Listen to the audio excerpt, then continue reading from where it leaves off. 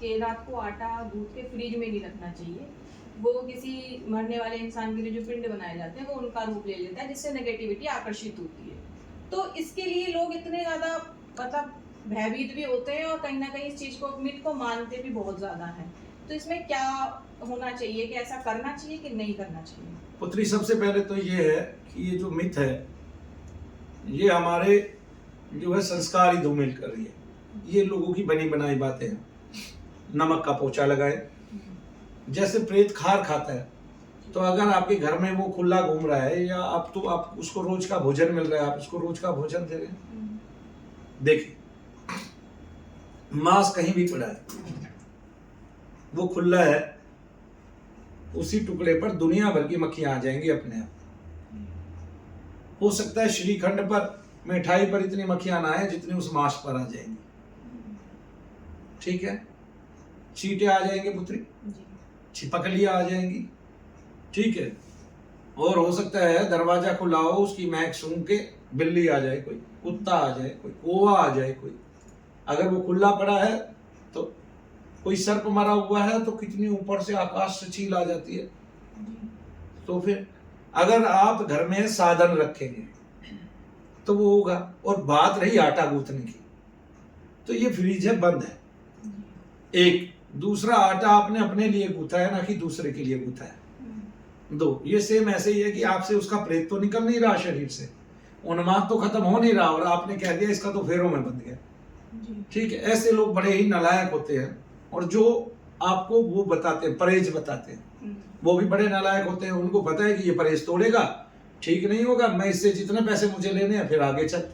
संसार में इस समय भारत में लोगों की कमी नहीं है, तो वो ऐसे एक एक को ठगते रहते हैं।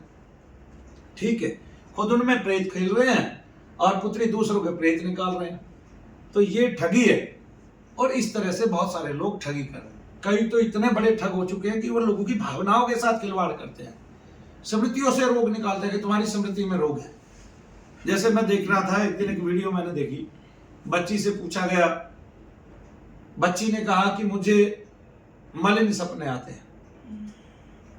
तो दिन का समय था, बोलो आंखें बंद करो, ओम शिव बैलेंस, और देखो मलिन सपने गए।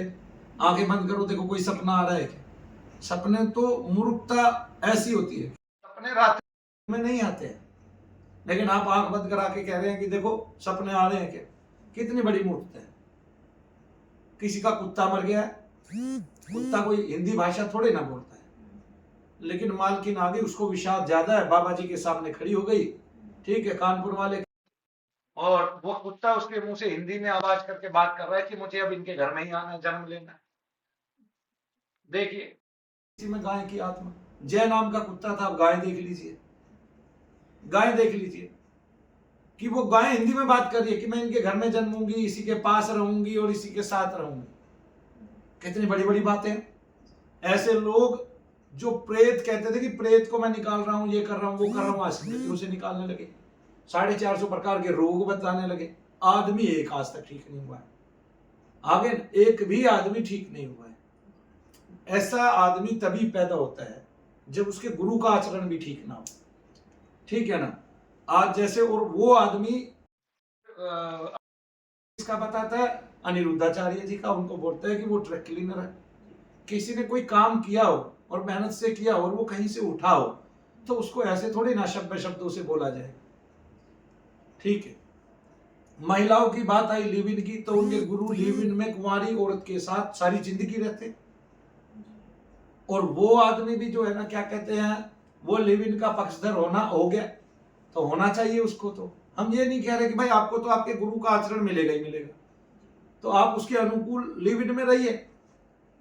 ठीक है, अब कोई क्वेश्चन पूछ रहा है तो बता रहे हैं कि मेरी जो दूसरी पत्नी थी वो भाई बांझ हो गई, बंजर जमीन पे खेती नहीं उगेगी, इसलिए हमें दूसरी शादी करनी पड़ी।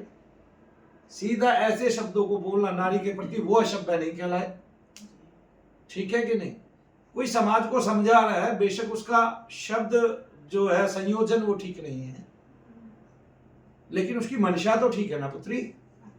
किसी की मंशा ठीक है, उसको ये कह दीजिए भाई आपकी मंशा ठीक है, आचरण भी आपका ठीक है, सामाजिक आज तक जितना भी देखा गया व्यवहार में आया है, आपका आचरण भी ठीक है अनिरुद्धाचार्य का, मंशा भी ठीक है अनिरुद्धाचार्य की, ठीक है, वो माफी भी मांग लेते हैं। लेकिन ऐसे ऐसे जब बहुत ही तीव्रता से कमीनापन दिखा के लोग आ जाते हैं सामने, जो केवल आध्यात्मिक ठगी करते हैं, तो बताइए क्या काम होगा फिर भारत में।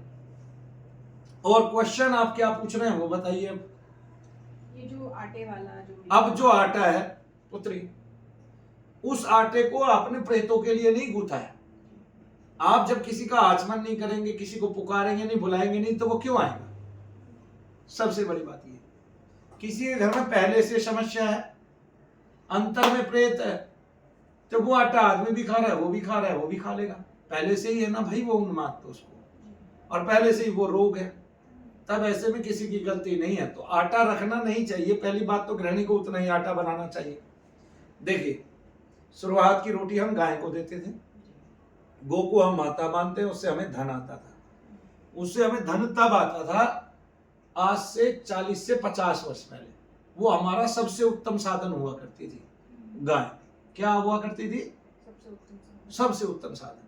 उस टाइम भी अमेरिका में गाय का गोश्त खाया जाता था, बीफ खाया जाता था, ठीक है।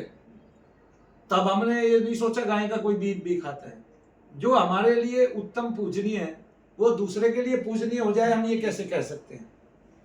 एक जो गो माता आज से 40 साल वर्ष पहले रही हैं, वो धन था हमारा हर प्रकार से। वो हमारे खेतों के लिए काम आती थी, ठीक है।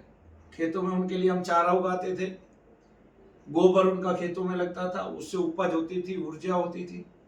और उसका जो धन था, उसका जो पुत्र था या पुत्रियां थी, उनकी जो संतानें होती थी, जिसको हम बछड़ा बछड़ी बोलते हैं, वो बड़े होकर बैल का रूप धारण करते थे, वो बग्गी में काम आते थे और उनका दुग्ध हम पान करते थे। पहली बात तो बहुत सारे लोग तो यही परहेज करते हैं, गाय का दूध नहीं पीना चाहिए।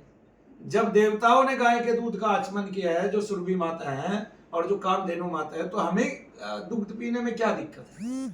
भगवान कृष्ण ने पिया, बलदाऊ ने पिया, परशुराम जी ने पिया, उनके पिता ने पिया, जमदग्नि ने पिया, ठीक है।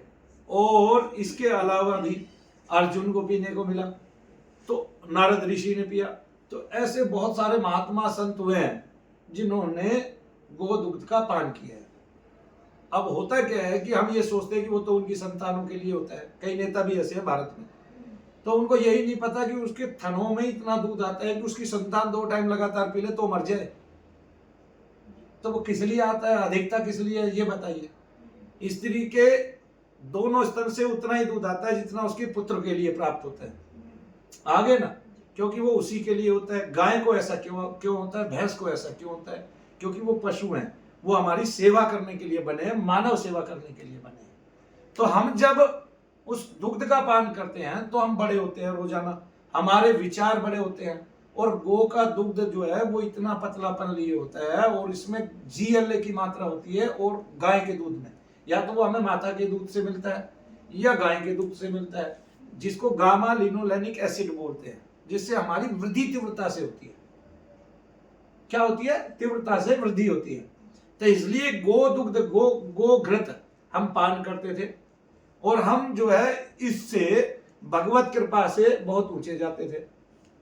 अब क्या है, अब गाय पालते हैं, बछड़े के लिए कोई कार्य नहीं रहा, वो कार्य मशीनों ने ले लिया, तो वो बेचारा फ्री हुआ, तो उनकी संतानों को कसाई ले जाते हैं, काट देते हैं। अब इसमें कसाई की गलती नहीं है पुत्री, कसाई की तो इतनी भी गलती नहीं है, ना खाने वालों की, क्योंकि तुमने उसकी अधिकता मान ली है। ये जितने भी हिंदू हैं, मुझे ये बताइए, जितने भी महात्मा आज ये कह रहे हैं गो का संरक्षण करना चाहिए, गो को माता मानना चाहिए, गो का पालन करना चाहिए, एक तो ये उस गाय के नाम से लेके खा रहे हैं, आज तक अपना मोटा पेट छका रहे हैं। दूसरा, अगर आपको गाय की सेवा करनी है तो गाय की सबसे पहले आप कीमत बढ़ा दो। सोने की कीमत है, व्यापारियों के पास मिलेगा या उसके पास जो उसको संयोजन संरक्षित रखेगा, ठीक है। और जब किसी की कीमत ही नहीं होगी तो संरक्षण क्या होगा? आप गो की कीमत देखिए 20,000 30,000 वे खरीदते हैं, उसमें उससे ज्यादा का मांस होता है, तो वे इसलिए गो माता की हत्या करते हैं, वध करते हैं। आप हिंदू होकर गो माता का प्राइस बढ़ा दो, कीमत बढ़ा दो आप, ठीक है, उस पशु श्रेणी की, जिसको आप माता मानते हैं, और आपकी उत्तमता है, मैं भी माता मानता हूँ, और उनकी उत्तमता है, तो वो जब 2 लाख रुपए की बिकने लगेगी और उसका बिछड़ा 40,000 रुपए का बिकने लगेगा, तो किस कसाई में हिम्मत है आपके घर से खोल ले जाएगा, लेके चला जाएगा? जब उसके मांस को तोलते हैं, यानी कि उसका पूरा वजन करते हैं, तो वो 30 किलो है बछड़े का, और वैसे वो 40,000 का है, तो कौन लेगा भाई? कोई नहीं लेगा। इसलिए हम उसके नाम से जितना पैसा लेके खाते हैं, उसमें अगर गौ की कीमत बढ़ा दे तो सब जगह गौशालाएं हो जाएंगी और गायों से भर जाएंगी पुत्री। तो हमारे विचार ठीक नहीं है। ये जितने महात्मा बोलते हैं, चाहे शंकराचार्य जी बोलते हैं गाय की कीमत 2 लाख रुपए करवा दो, हिंदुओं को बोलो जितने उनके शिष्य हैं कि 2-2 लाख की खरीदनी चालू कर दो, कोई 1 लाख की भी है तो 2 लाख की, और ये और कह दो, ढोल पीट दो कि भाई किसी को भी कोई गाय मिलती है, कोई भी कसाई, ठीक है, वो गाय को जितने की बेचेगा हम उससे दुगने की खरीदेंगे, उसके हिसाब से जितने की। तो मैं बताता हूँ, एक भी अगर कट जाए तो मेरे को बता देना। फिर भैंसे तो कटेंगी, भैंसे तो कटेंगे, बकरे तो कटेंगे, बकरियां तो कटेंगी, ऊंट और ऊंटनियां तो कटेंगी, ठीक है, और सब जीव जिनावर कटेंगे जो खाए जाते हैं इस धरा पर, ठीक है, लेकिन गाय नहीं काटी जाएगी। क्यों? क्योंकि गाय की कीमत अधिक हो जाएगी। तो जिसकी कीमत अधिक हो जाएगी उसका संरक्षण हो जाएगा। इतनी बात इनको समझ में नहीं आती है, ठीक है। आप बड़े बड़े घरों में जाते हैं, आप देखिए आज उसने एक जंगल बनाया। किसने? जिसके बेटे की शादी में शंकराचार्य जी गए थे।